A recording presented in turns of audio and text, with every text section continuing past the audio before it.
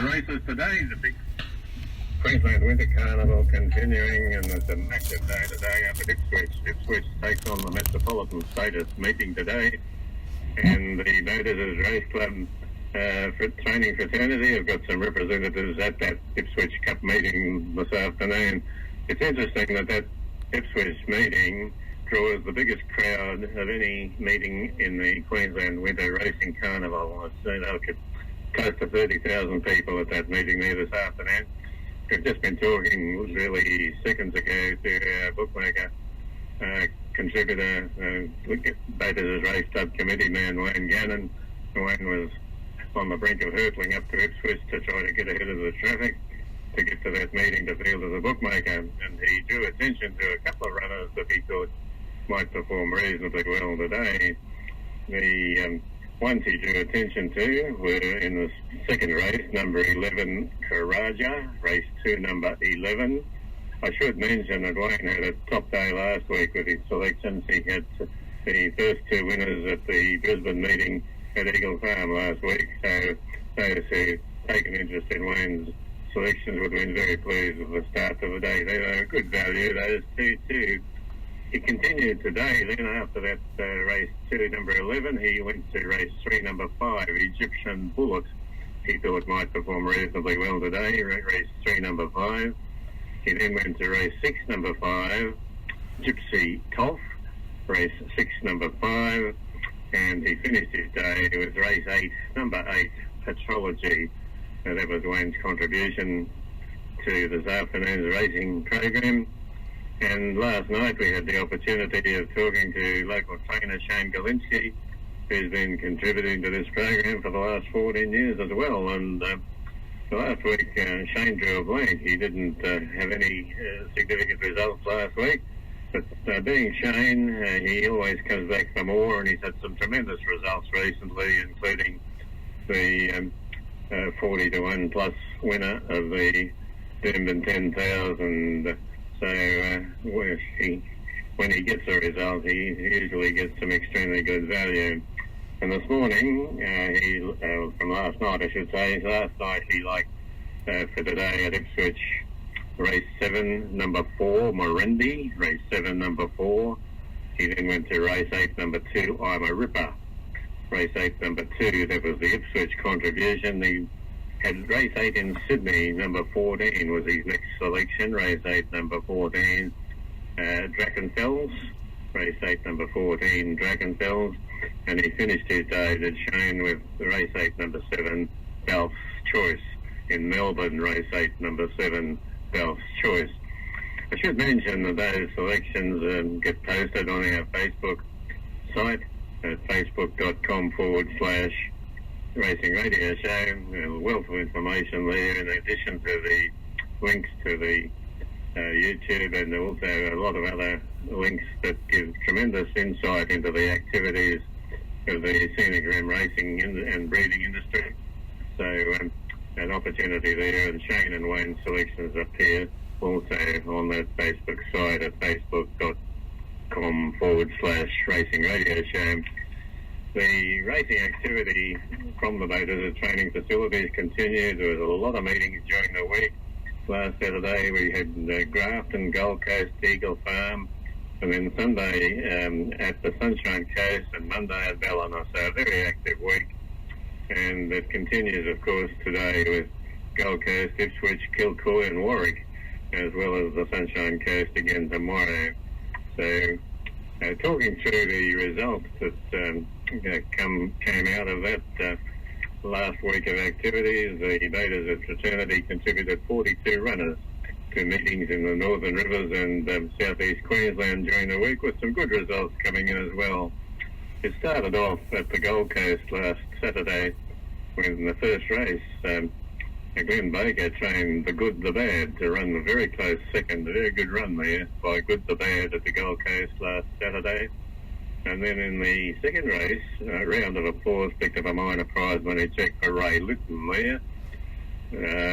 Toowoomba on Saturday night saw a first starter performing there for Laurie Richardson, and I think Laurie would have been pretty happy with that performance in Toowoomba race 6 last Saturday night. Silver Plana at its first start in a race, ran a very creditable third. At Ballina on Monday last, there was some interesting results coming out of that meeting. At the King of the Desert, ran a very good second for Ben Aarons, and Solitary Rose got into the winner's circle for Ben Robinson. That was a very meritorious training performance by Ben Robinson there at Ballina on Monday. It continued with Greg Cornish and his speedy short course contender High Cost with a very good second at Ballina during the week there.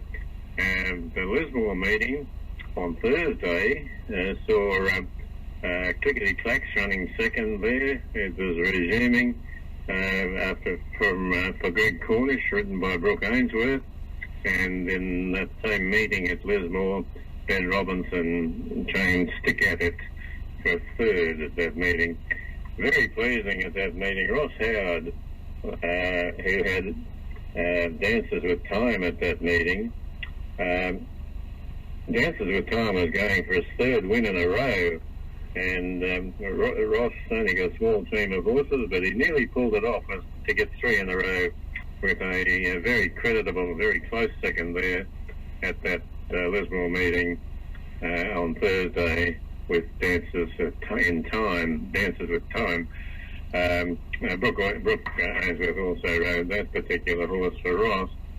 Murwillumbah trainers achieved a result themselves down there the other day. It was interesting that three lady jockeys rode the placings in one particular race down there, and it played a four-figure result in the exotics, trifectas, etc., in that race Murwillumbah during the week.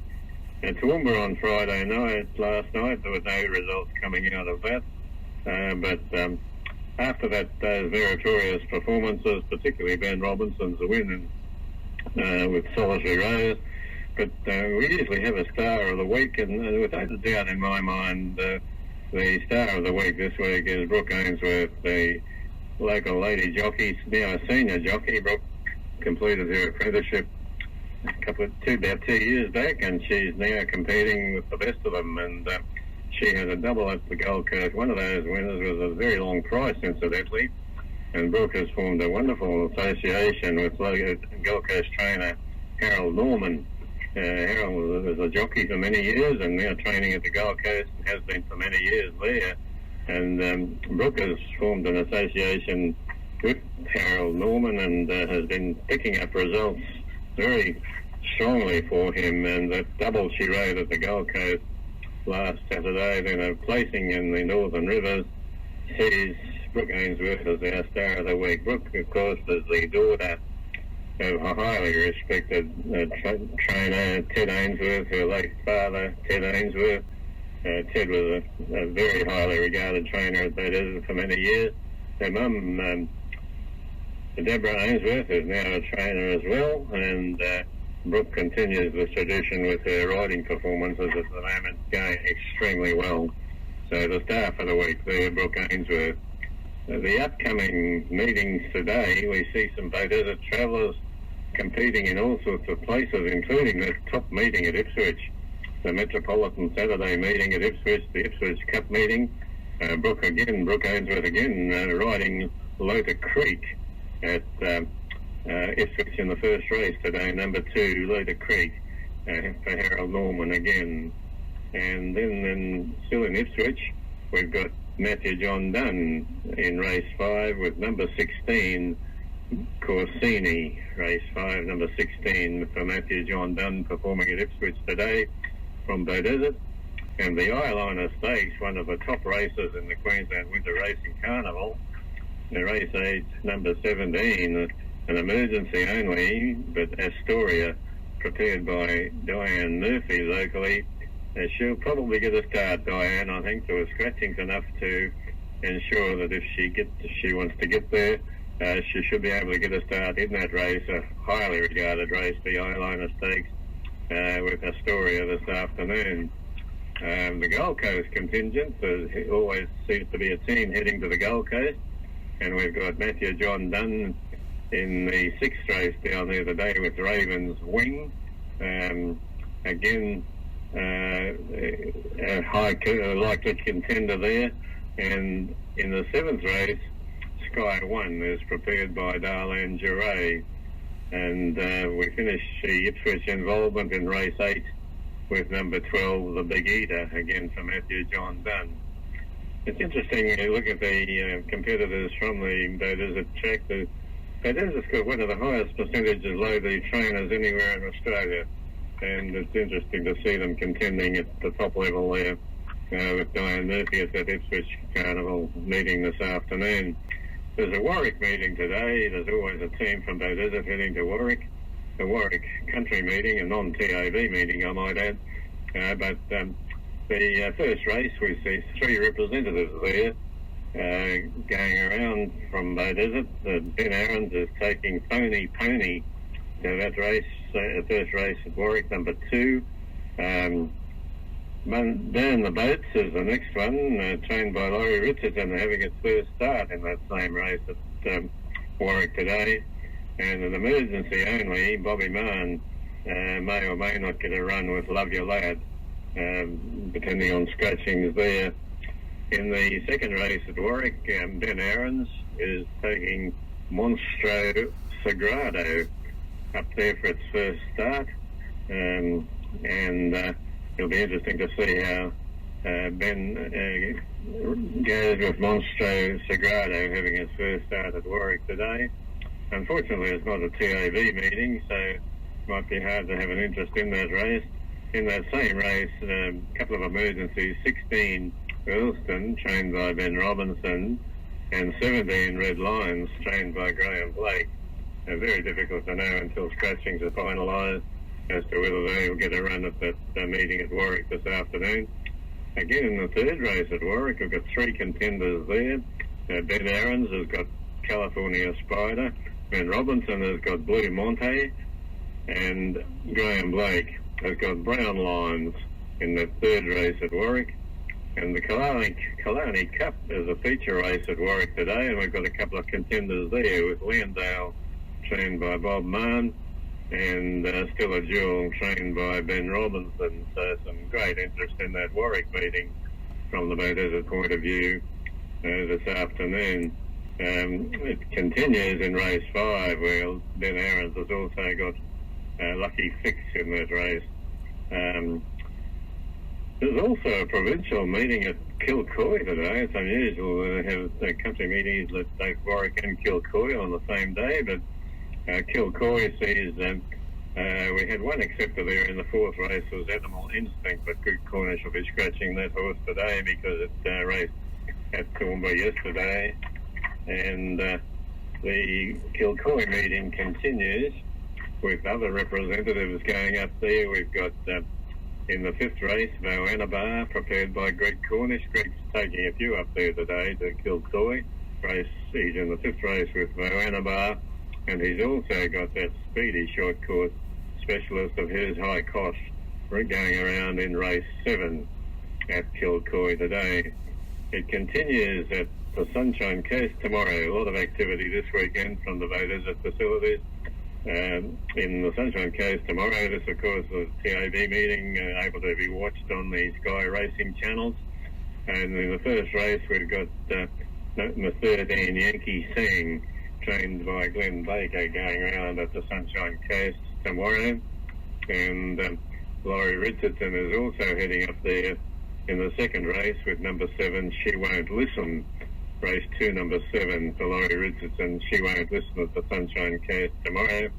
And in the last race, and I feel sorry for Kelvin Hickmont because he's got his horse ready, Rothford, to run in that last race, in the race 8 at Sunshine Coast tomorrow, but he's the 6th emergency, would you believe? And it'll depend on scratchings whether Kelvin gets a run with Rothford. That's a very frustrating business for trainers when they get balloted out into the emergencies after having their horse prepared and ready to run. And Kelvin's faced with that situation at the Sunshine Coast tomorrow. The next day, we've got to talk about the upcoming meetings at Bay Desert. The next Saturday is one of the big days for the Bay Desert Race Club. the meetings, of course, now managed and administered and promoted by the Gold Coast Surf Club for the Bow Desert Race Club. And next Saturday will be a great day at the Bow Desert track because it's the Bow Desert Cup meeting next Saturday. And the Gold Coast Surf Club are doing special promotions for that meeting. It should be a great day up there next Saturday at the Bow Desert track.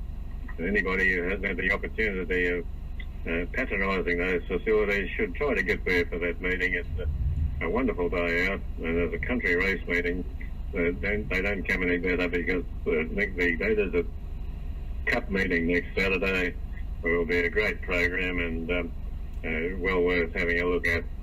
Following meetings after the next Saturday, the 22nd of June, we've got a meeting in July on Saturday the 27th of July. Saturday the 27th of July, another date for the diary. And then in August, Thursday meeting, a midweek meeting on Thursday the 22nd of August, another opportunity to enjoy the facilities there at the Bow Desert track. A couple of interesting circumstances around the Bow Desert training facilities. Ben Robinson's season campaigner, Champagne Rock, has had 87 starts and it's now being retired after some very creditable performances there for Ben Robinson. And then Aaron's Chillin' with Dylan finished its racing career last Saturday when it competed in the Brisbane Cup meeting. So that covers a lot of the activity. We've got those upcoming meetings. Should be special day out, and the racing continues, of course, during the week. In addition to the ones we've talked about this morning, there's a meeting at Doomben on Wednesday, another meeting at Gatton on Thursday. So there's a wealth of racing activity. The lounge room day at the race, it should be very interesting this afternoon with that Ipswich meeting, and we hopefully will be able to be back here next Saturday morning talking about some results, some good results, hopefully coming out of those meetings and that activity this afternoon. So with that, Rhonda, thanks for having us. We thank the listeners for having us at their place, and we look forward to talking to you again at the same time next Saturday morning.